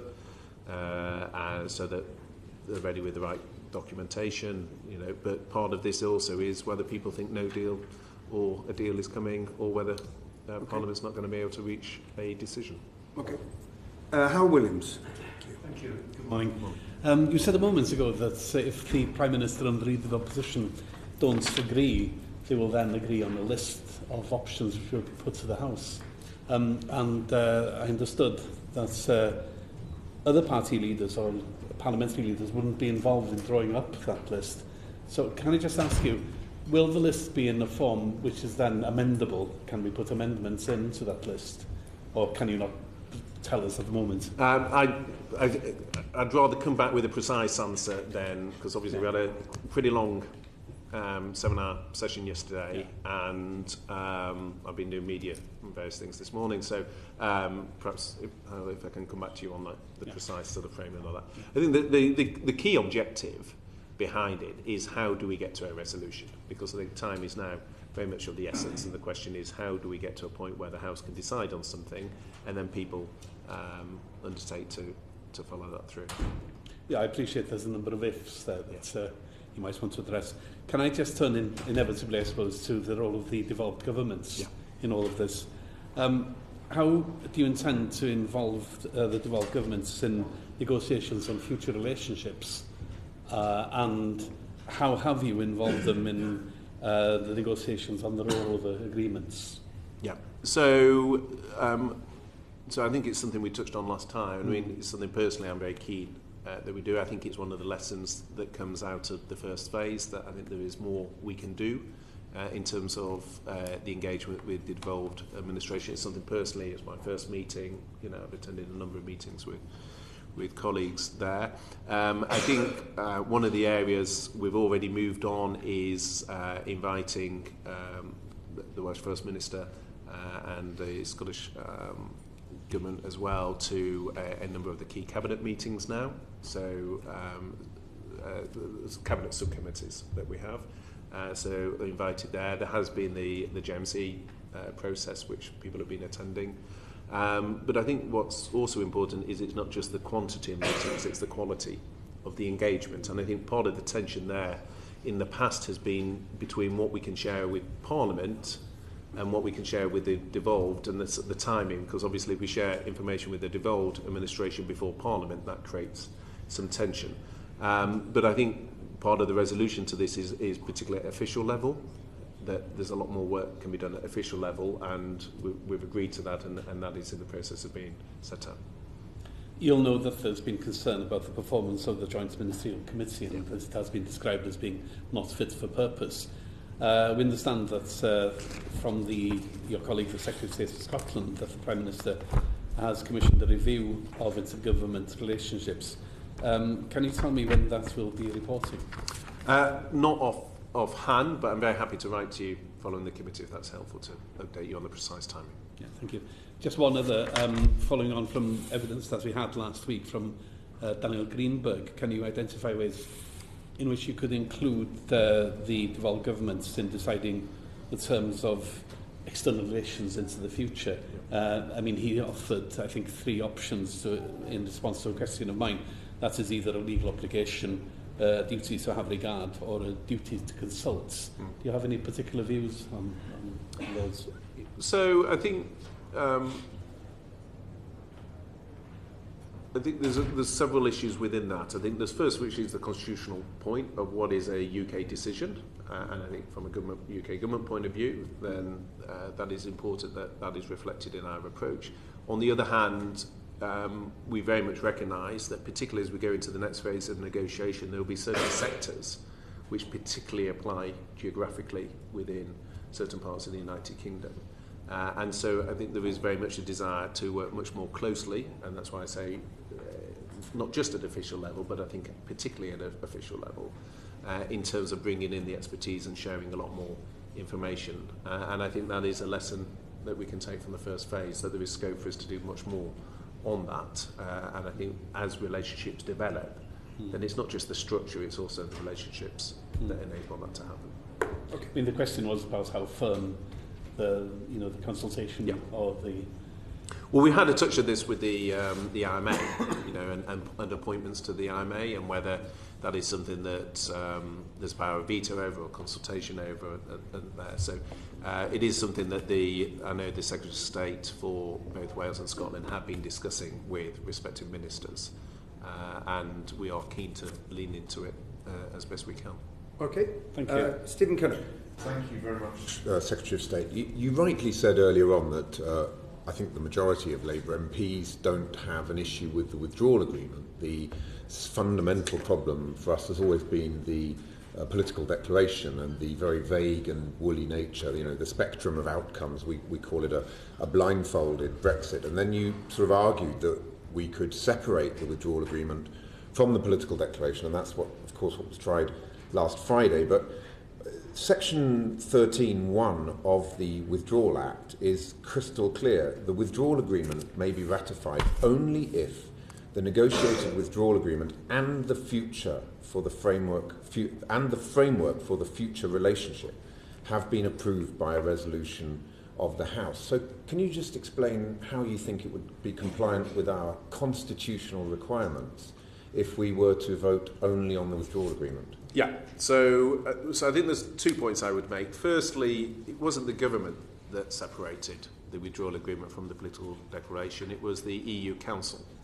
and the EU Council conclusion was that an extension, a right to an extension to the 22nd of May, was affixed to the House approving the withdrawal agreement. So the reason why I think the vote last Friday was so important, and I think to some extent underreported, because we've had so many votes, I think almost perhaps some of the significance of it was underappreciated, is because the EU Council had given us a legal right to extend to the 22nd of May, based on a withdrawal agreement, as you just alluded to, Stephen, that they thought the House of Commons largely agreed with.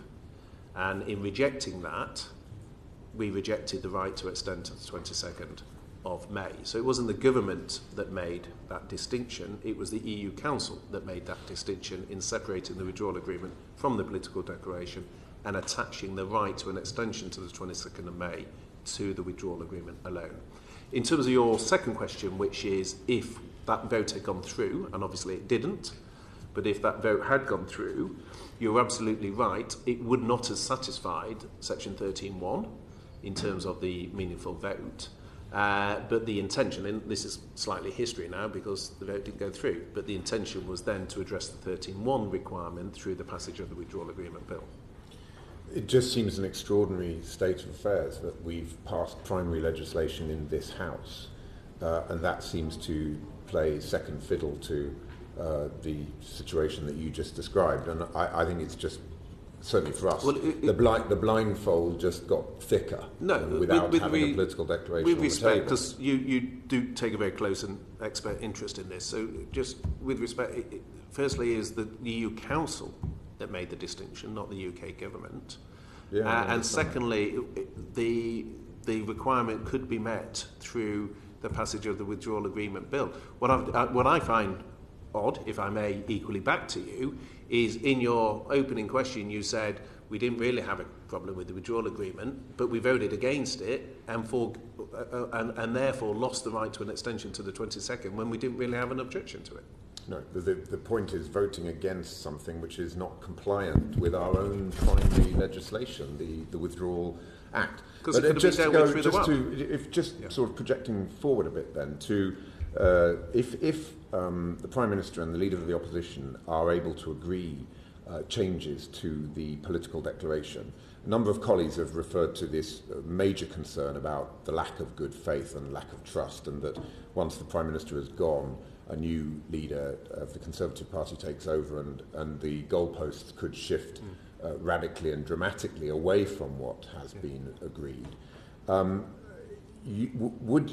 Would the government be prepared as a part of these negotiations to ensure that whatever is agreed between the Prime Minister and the Leader of the Opposition over the next 48 hours would then be anchored into the withdrawal agreement implementation bill on the same principles that you just outlined? So in order to ensure that we have this embedded in primary legislation so that we can trust the negotiating mandate and the goalposts won't shift, will the government agree to embed that into the withdrawal agreement implementation bill? Yeah, so I absolutely get the point you're saying, which is to what extent will we pass in primary legislation some, in essence, the negotiating objectives that were there. Look, as I said to you earlier, I don't want to prejudge or preempt those conversations, but I would not be surprised if, as part of the request from the Leader of the Opposition, will be how do they get comfort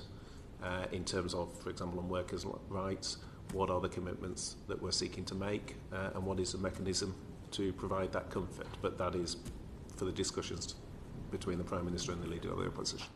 One very short. My final question is just on the letter that Mark Sedwill has sent to government, all Whitehall departments, as I understand it. He has talked about... Which has been duly leaked. Sure. So the... surprisingly. He thinks government would come under pressure to bail out companies on the brink. They would seriously hamper the ability of the police and security services to keep people safe. It would lead to the reintroduction of direct rule in Northern Ireland. It would lead to a recession because the pound's depreciation would be far more harmful than in 2008, because we would be an isolated case of depreciation rather than the global issues of 2008, our legal authorities and judicial system would be put under enormous pressure. Do you agree with Britain's highest-ranking civil servant that these would be the disastrous consequences of a no-deal Brexit? So as you know, Stephen, and you would expect me to answer this, look at Pat and others, I'm sure as ministers would have given the same answer when put with the same question, which is government ministers don't comment on leaked documents.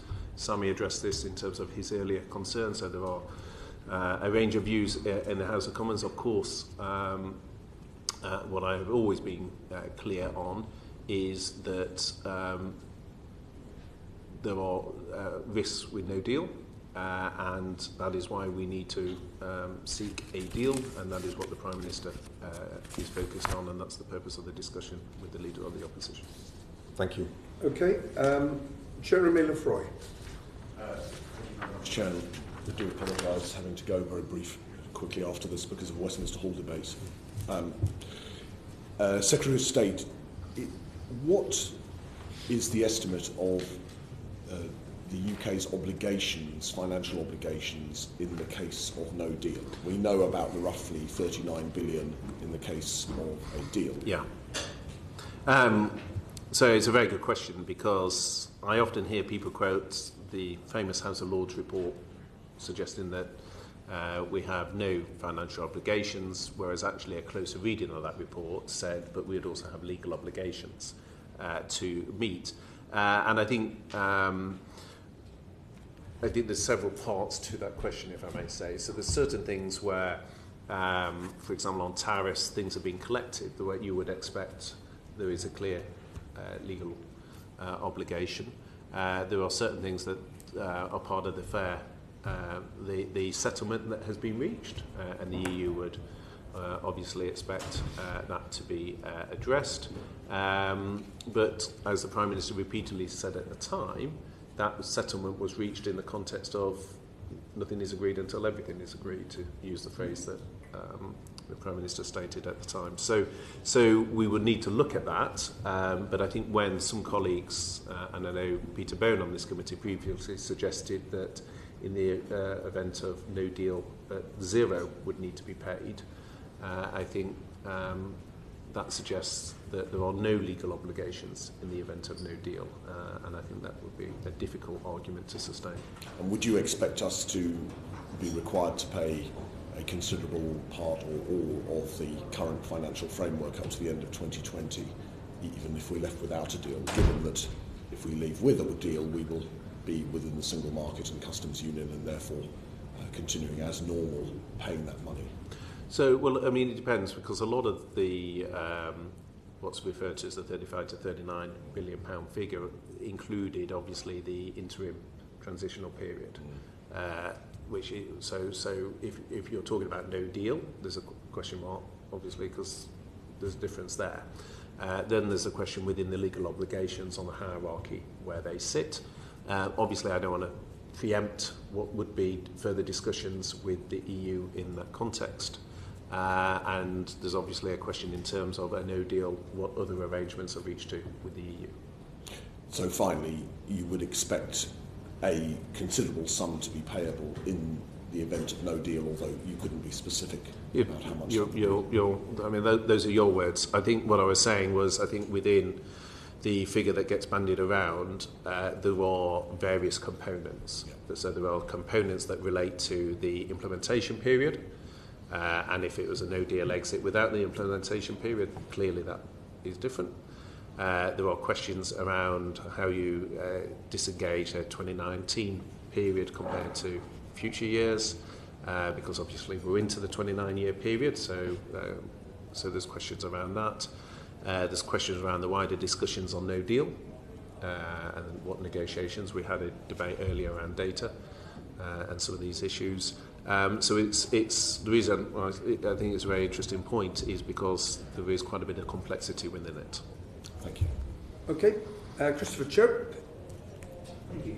So were you one of the 14 cabinet ministers who voted in support of no deal at yesterday's cabinet meeting? Well, Chris, as you well know, one should always be cautious about media reports, and and also that discussions at Cabinet are confidential, and so we don't comment on the nature of discussions. So that's all you're going to say about it? Well, it depends what other questions you ask me. Well, how can a national newspaper come up with 14 names unless those names have been divulged by members of the Cabinet?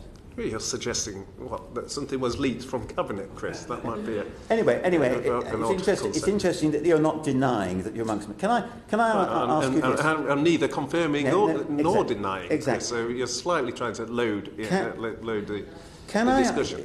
You also said that at the Cabinet meeting there was no agreement to an extension beyond the 22nd of May. So you divulged that from the Cabinet.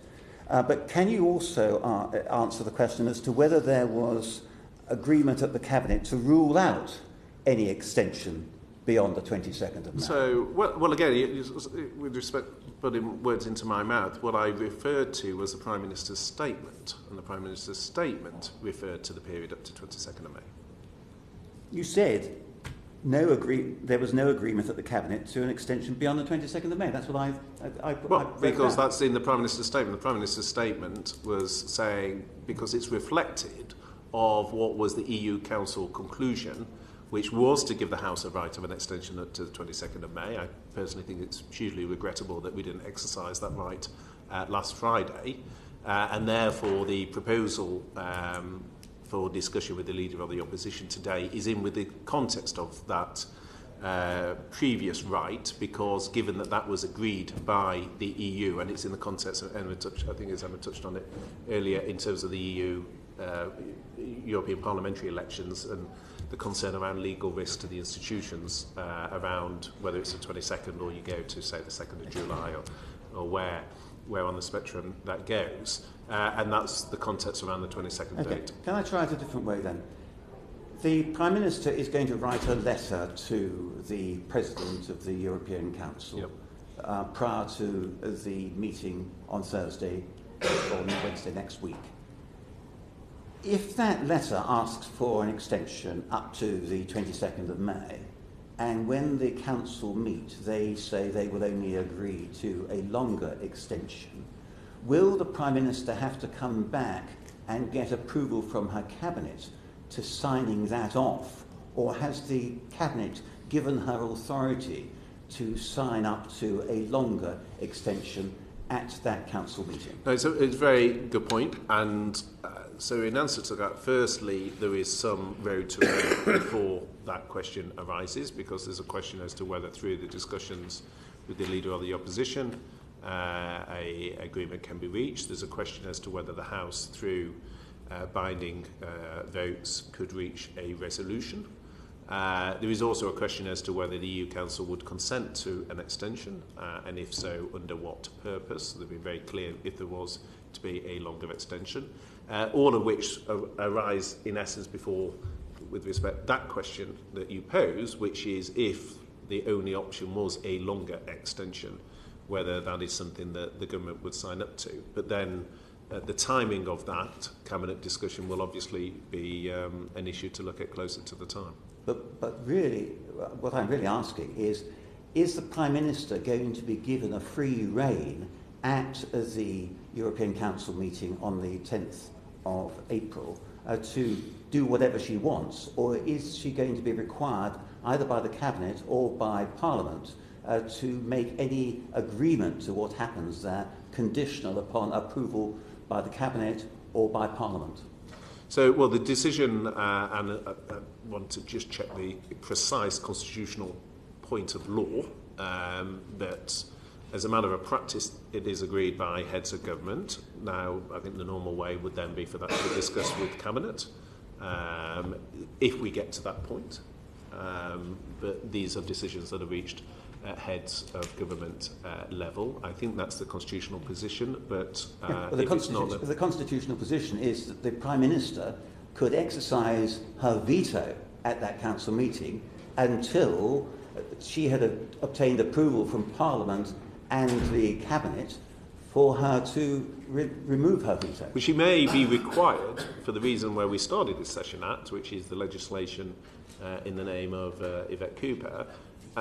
If that legislation is passed, and this is why I say the question you're asking is a very pertinent one, but it is one some way down the track, albeit I appreciate these would be events next week, but there's quite a few decisions that will come before.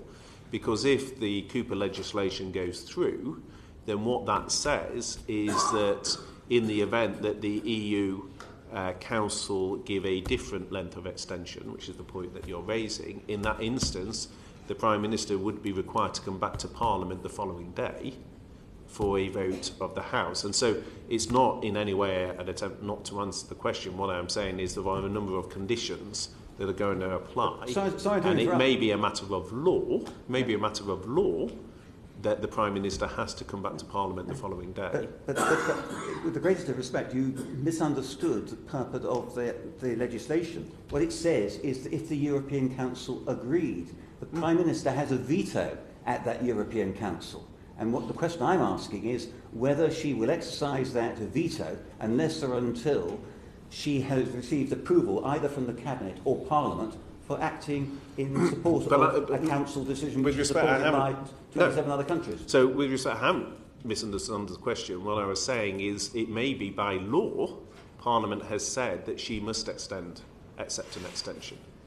And, well, that's the nature of the legislation. What it's saying is if the Council agrees an extension, she must accept it. But she is a member of the Council and she has a veto and if she exercises her veto, the Council won't be able to agree an extension. No, but we had that discussion earlier, Chris, and I accepted that this is a decision at 28, not 27. Yeah, we already covered that point. Yeah. So the point is, whatever is, any extension agreed, if an extension is agreed, one should say, but any extension is agreed at 28. So... Okay. On that instance, yes, the Prime Minister would need the Prime Minister's agreement. Exactly. What you're asking is two subsets, or what I'm pointing to is two subsets of that. There's the subset which is, but what does Parliament legally require her to do, and then to what extent under the Ministerial Code is she bound by doing so?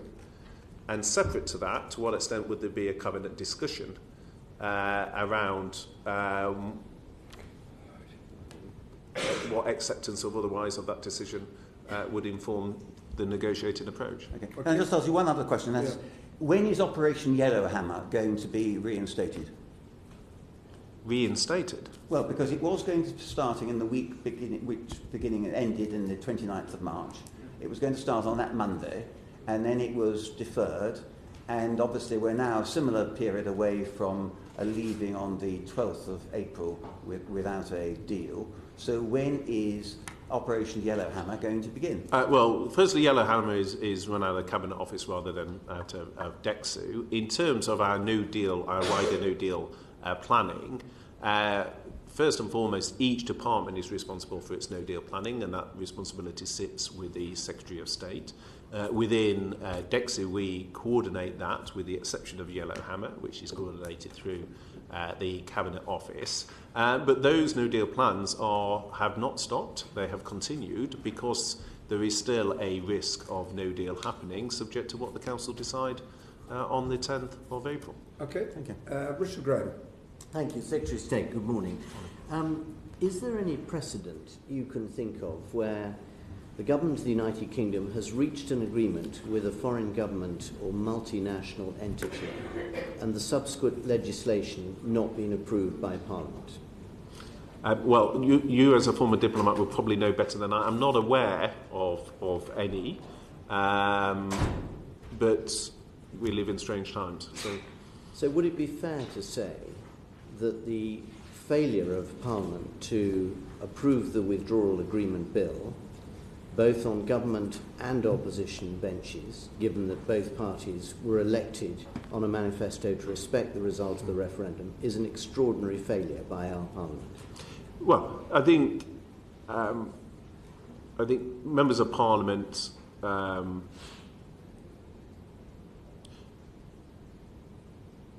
I think this has been a difficult period for members of Parliament. I think members of Parliament have strongly held views, as the public have.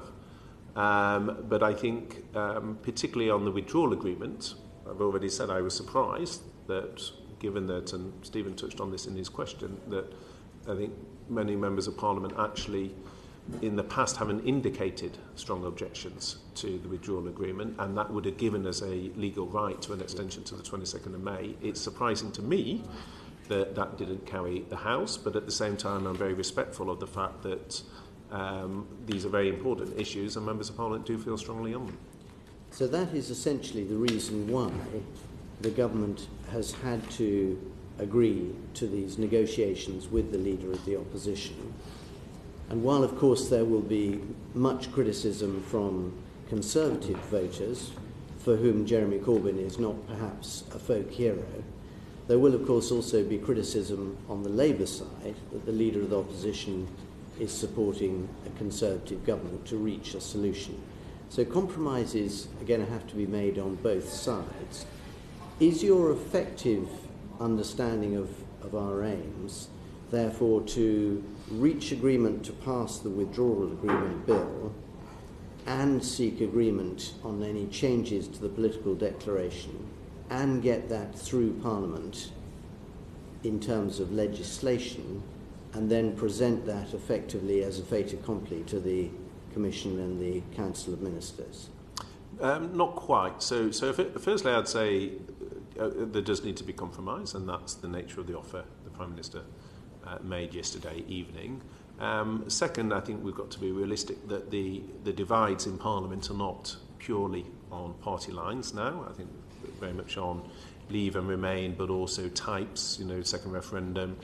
So some of these issues actually span the party divisions. Third, we've got to reflect the fact that the government doesn't have a majority, and if 35 of our own members of Parliament will not support the Prime Minister's deal, and if Parliament legislates to take no deal off the table, then, as I said earlier, the remorseless logic of that is that either you have no BrExit at all, which I think risks the European parliamentary elections 3 years after voters voted to leave, and I think that's hugely damaging, or you have a different type of BrExit. Now, in terms of the EU Council, I don't think the EU Council on the 10th, personally, would take the view that they can just wait until defer a decision. They will say, well, it's a matter for them as to what they say, but I think they will want to have comfort that any technical extension to pass the withdrawal agreement bill will be deliverable, and I think that's why if there is scope for the two main parties to reach an agreement, then that would give comfort that the passage of the bill was deliverable. Thank you. But my question, Secretary of State, was really, what do you expect that we should be able to take to that Council of Ministers meeting? Are you assuming that we should be able to have approved the withdrawal agreement bill and reached agreement on wording for changes to the political declaration, or just the one but not the other? Well, I think what we've got to take to the Council is clear purpose as to what the UK plan is, because that's in essence what they've asked. I think in the time between now and the 10th, we're not going to be able to pass the legislation for the withdrawal agreement bill. But the question for the House is there something on which the House can unite? And if so, will the legislation to ratify that be something we can deliver? So that sounds more like an agreed intent, with the intention then of getting that all through in legislation by the 22nd of May. Well, the objective will be to get the legislation through by the 22nd of May. The point is the Council is on the 10th of April. So the question will be, on the 10th of April, do we have a clear purpose for an extension to the 22nd of May? And that's the crux of the discussions today. And is it your understanding that if, for example, the customs union was included as part of the consensus that Parliament arrives at, there would have to be elements in the next phase of negotiations to look at what sort of regulatory alignment would be needed in order to ensure completely frictionless movement across the border in Northern Ireland? Again, it depends what is agreed, but you're right on the substance of the point, which is people talk about customs union or customs arrangements, whereas much of the friction on a border is from regulatory alignment issues rather than from the issue of the tariffs.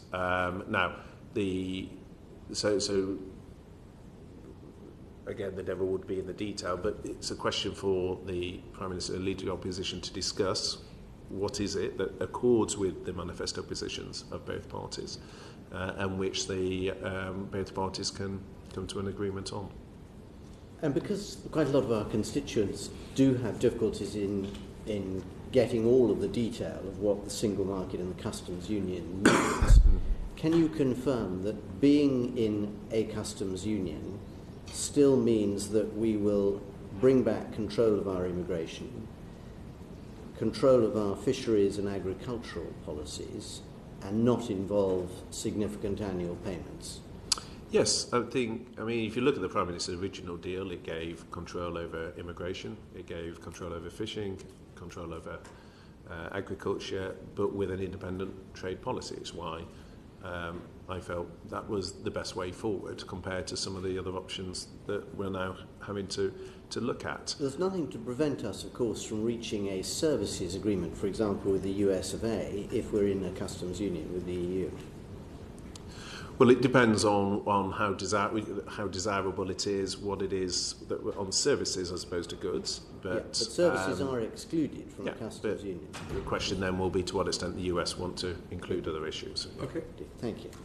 Secretary of State, can you just clarify one thing? Because you appeared to indicate earlier that if, say, agreement was reached between the Prime Minister and the Leader of the Opposition on a different way forward, it would not necessarily then be put to the EU to change the current political declaration. You talked about it being negotiating objectives of the UK. It's a very important point. Can we be absolutely clear? Is it the government's intention, picking up Richard's point, if agreement was reached, okay, we want to be in a customs union, would the government then take that to the EU and say, can we amend, I think it would probably be paragraph 23 of the political declaration, to reflect this new position from the UK government? Well, I think that's part of the discussion, I suspect, today will be what is it as part of coming to an understanding. Firstly, if an understanding is reachable, but to what extent? And does that require a change to the political declaration? If so, obviously the EU would need to agree to that, although they have indicated a willingness to respond quickly. What I was referring to in terms of, I think, the exchange with Stephen was alongside that, or separate to that, there are things that the UK can put into the withdrawal agreement bill on a unilateral basis. And again, without preempting those discussions, I am sure in the discussions that's where some of the debate will be. No, I understand completely that, for example, the scrutiny and approval process for a negotiating mandate for the next phase of the talks is a matter for the UK Parliament. But on changed objectives, I don't understand why the government would not want to have the political declaration changed to reflect those. You say we'd have to decide whether we're going to do it or not. I don't understand why the government would not want a new and different political declaration to reflect whatever had been agreed, either in the talks with the Leader of the Opposition or through the indicative votes, which the Prime Minister has said quite clearly the government would abide by the decision of the House. Why would you not want... I don't see one precludes the other. What I'm saying is, as part of the discussion, there may be things that require a change in political declaration, but that would then need to be discussed with the other side, because that is agreed. There may be other things where it is a negotiating objective, in which case that is a unilateral decision. Give me an example of a negotiating objective that you think shouldn't be included in the political declaration. Okay, well, if you take Labour's objective, which says that the UK will have a say on EU trade agreements, then you might say that is a negotiating objective and legislate for that. What you're actually saying there is you don't think the EU would agree to that, by means of a change to the political declaration. Well, I'm not passing the comment. What I'm saying is, you asked me for an example. I've just given one, which is that there are things where you can say, well, that will be our negotiating objective, and in good faith we're going to negotiate that. There are other things where you may say within the scope of the political declaration, it is already there within the scope, but to allay the concerns, what gets characterised in the Chamber as the BrExit charge, to allay that concern, we're going to narrow it down and agree that with the EU. So that's the distinction I would draw. Secretary of State, thank you very much indeed. Order. Thank you.